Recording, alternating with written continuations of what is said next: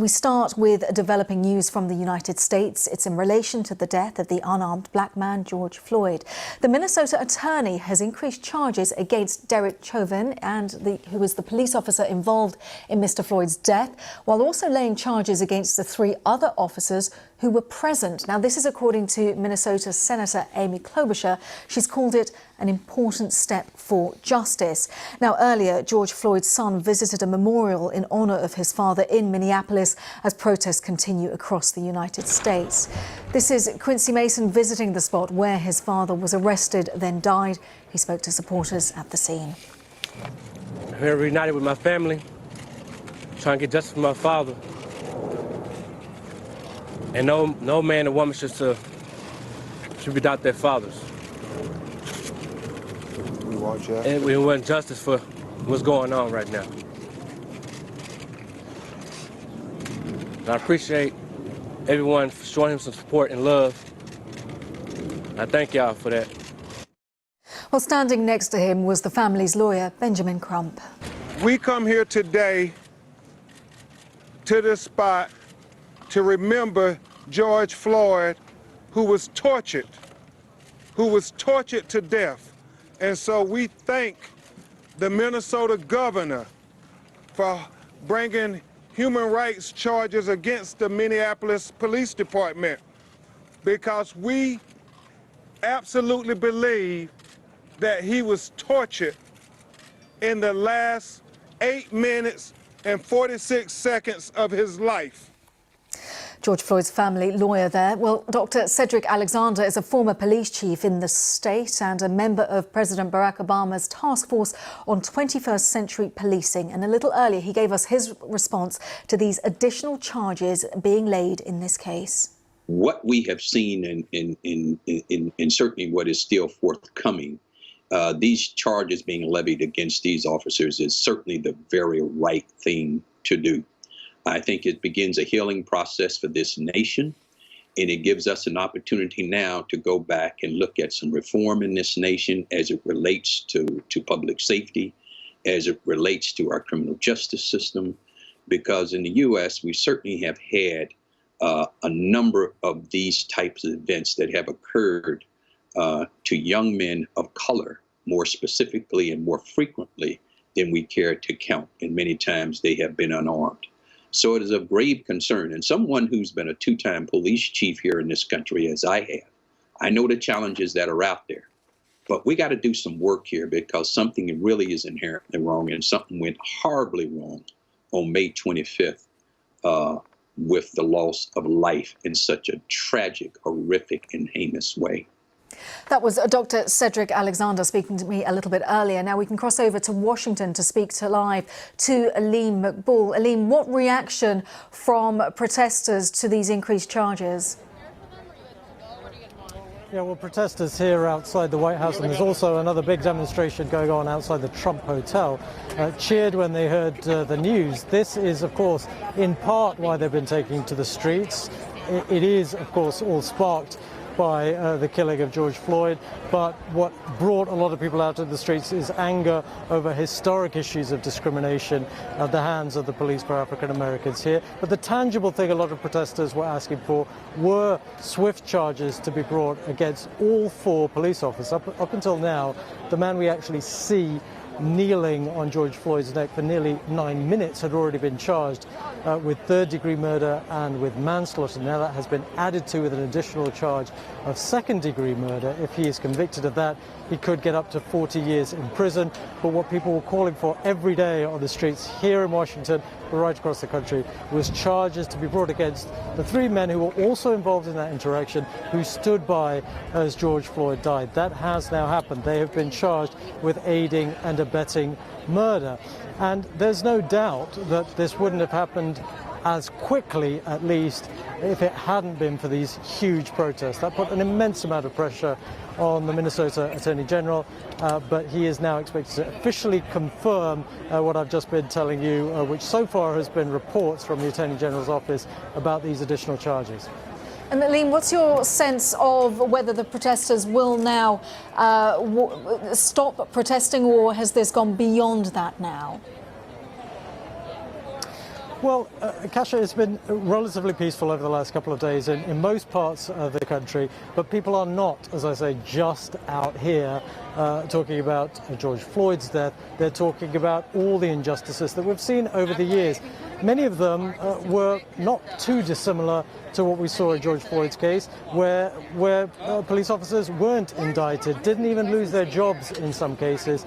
But there are clearly underlying issues, cultural issues within the police, cultural issues to do with racism in many parts of society in this country. I mean, what you do about those things, what solutions there are, is a different matter. But for a lot of the protesters, they want to at least hear that their president, that's why a lot of them are particularly coming here and outside the Trump Hotel, is listening to their grievances, is listening to their hurt, and is listening to their anger over all that has been going on.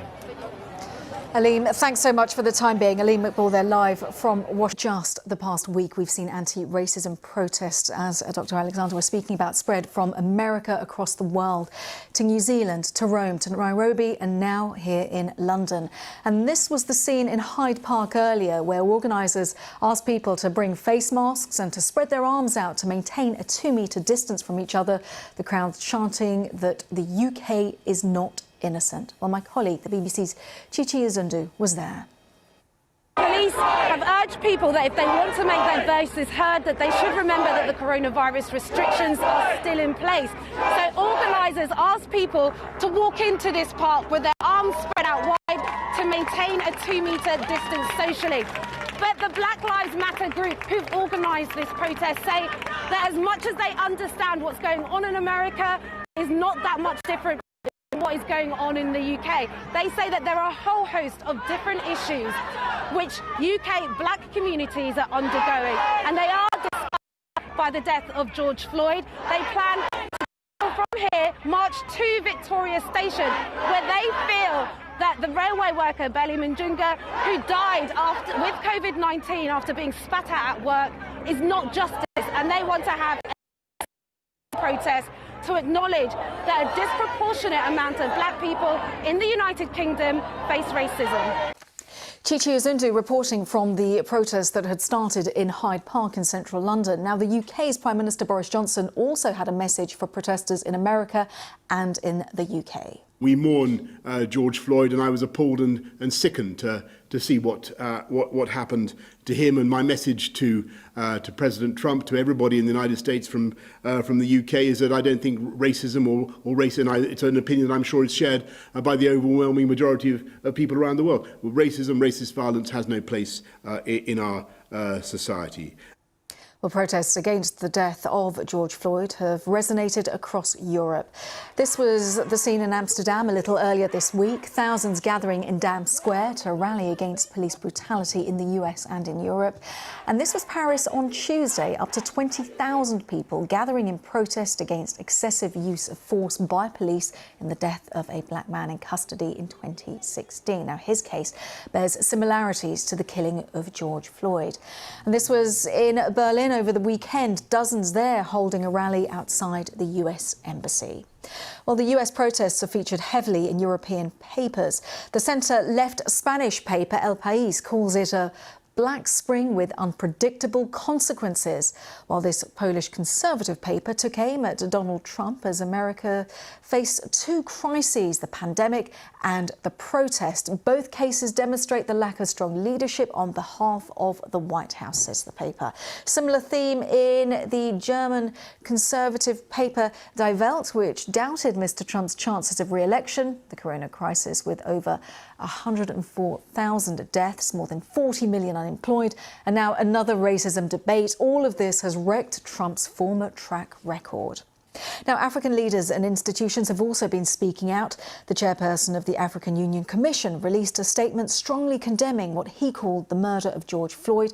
He reiterated the African Union's rejection of the continuing discriminatory practices against black citizens of the United States of America. While Ghana's president tweeted this statement in which he said the unfortunate incident should inspire change in how America tackles racism. Well, there have also been protests in countries across the continent. This was Cape Town just earlier. People there placing placards in support of the protest movement. South Africa's government has urged US security forces to use maximum restraint. And this was Nairobi earlier this week. Protesters holding signs saying silence is violence and chanting down with impunity, down with police brutality. This was outside the US Embassy. Here's one of them. We are here to express that solidarity with the American people, but to also say that white supremacy is a cancer that is also affecting us. There have been some political developments. The US Defense Secretary has publicly disagreed with Donald Trump over deploying the army to dispel protesters. Mark Esper has said that he is opposed to invoking a law that would allow Mr. Trump to send soldiers onto the streets. I've always believed and continue to believe that the National Guard is best suited for performing domestic support to civil authorities in these situations in support of local law enforcement. I say this not only as Secretary of Defense, but also as a former soldier and a former member of the National Guard.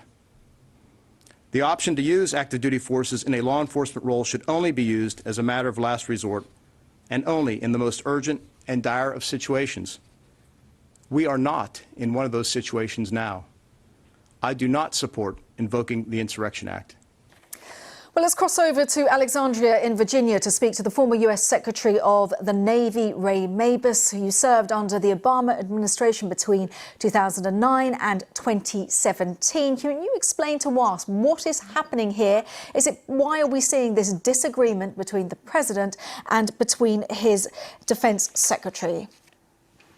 Well, I'm really glad that Secretary Esper took that step. He was late in doing it. It would be completely inappropriate to use active duty troops against American civilians, against these protesters. And Secretary Esper was the one who, in a call with the governors on Sunday, I believe, echoed President Trump and said you had to dominate the battle space. And at that point, he was talking about using active duty troops. And that's using American citizens as an enemy, the battle space being the streets of America, which is just completely inappropriate. But I think what you're seeing here in the bigger picture is the continuation of this president, President Trump, trying to politicize the American military. And it's just completely, absolutely inappropriate. And Secretary Esper seems to have reached that point where he could no longer be a part of it. President Trump, everything from pardoning war criminals to inserting himself in military decisions that should only be made by military people, to losing 2 secretaries of the Navy because either he disagreed with them or because they took action so extreme trying to please him that they were forced out for other reasons. And so this trend in a democracy of trying to politicize the military is a really dangerous one. And I'm glad that Secretary Esper took himself out of it and said it needs to stop. We've seen active duty US troops being deployed in Washington, D.C. Why can the regular police force in the United States not deal with the protesters who are on the streets? Well, I think the police force in the United States can deal with it. The governors in about half the states have activated National Guard units, which are appropriate to help deal with these situations. And I think that the president tried to invoke the Insurrection Act, more than 200-year-old act, to put active duty troops on just as a sort of phony show of strength.